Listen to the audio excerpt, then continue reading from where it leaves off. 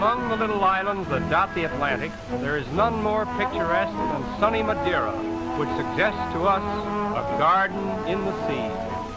The story is told that Madeira owes its discovery to a romantic young couple who eloped from England in a boat that was shipwrecked upon its coast over 500 years ago. Although the young lovers found themselves in a veritable garden of fruit and flowers and singing birds, the hardships of their voyage soon brought their adventurous romance to a tragic conclusion. They died a few weeks after landing, but their companions succeeded in building a crude vessel in which they ultimately arrived on the coast of Portugal.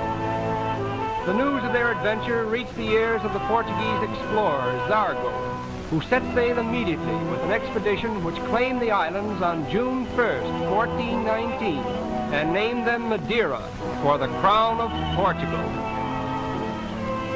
And now, 5 centuries later, we arrive at Funchal, the capital of Madeira, which is still a Portuguese possession. It was here that Christopher Columbus came to claim his bride in 1473, and it was here that Napoleon rested while en route to his exile at St. Helena.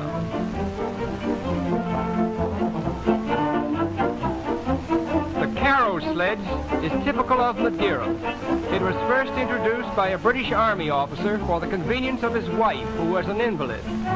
The idea so appealed to the native people that they adopted it as their chief medium of transportation, although automobiles are now trying in vain to compete with it for tourist patronage. The streets are covered with small, closely packed cobblestones, which receive a high degree of polish and also considerable grease from the lubricated runners of the numerous conveyances constantly passing over them.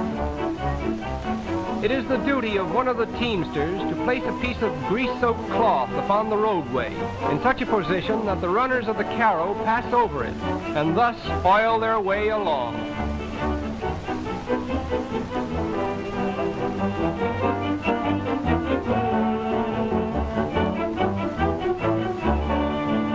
At all seasons in Madeira, flowers bud and bloom, and the air is filled with perfume. The women who throng the wharf on the days when a passenger boat has come in, and who thrust bunches of sweet-smelling flowers into your hands, expecting in return a fraction of a penny, will that morning have made a pilgrimage up into the hills in order to pick them fresh for the business of the day. The Madeirans are devout Roman Catholics. They rarely stir from home, save to make a pilgrimage to some religious festival, and in most cases living all their lives and dying on the soil of their forefathers. A large percentage of these people are the descendants of the famous explorer Zargo, who was knighted and made the first governor of the island in 1425. Shortly after Madeira was claimed by Zargo for Portugal, the king ordered 3 young noblemen to go from Portugal to Madeira to marry Zargo's 3 daughters, giving them large grants of land, which are still in the possession of their descendants. When Zargo first arrived, this picturesque little island was covered with dense woods, suggesting to him the name Madeira, which means wood in Portuguese. To clear these woods at a place in which to build a settlement, Zargo ordered them to be burned, and according to Portuguese history, the fire once begun burned for 7 years, reducing every tree to ashes. An excursion to the summit of Madeira's highest mountain and the descent by basket sledge along this cobblestone path affords the chief thrill of a visit to Madeira.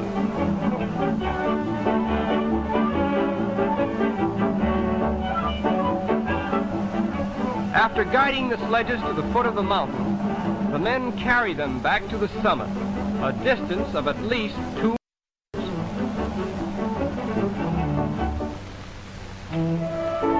When we admire Madeira needlework in the smart shops of London, Paris, and New York, it is difficult to realize that much of it originated in these humble surroundings.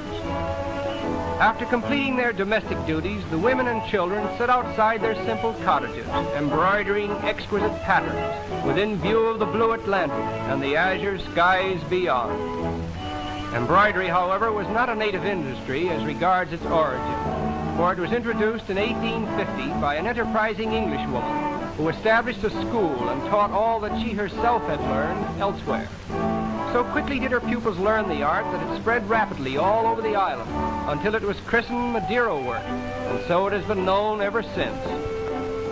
While the women are thus occupied, the men busy themselves with work that is equally as well known, Madeira wicker work. As a matter of history, the wickerwork trade in Madeira owes its inception to an Englishman who brought out a chair from England and thought that in place of the natives hanging about and doing nothing, they might be taught something useful. This kindly thought developed and ultimately brought great profit to Madeira, for not only have the Madeirans copied the original pattern, but they have added charming and artistic designs of their own. Thus is history made. The completed embroidery and wickerwork, which is not shipped abroad, is offered for sale at the little shops of Funchal.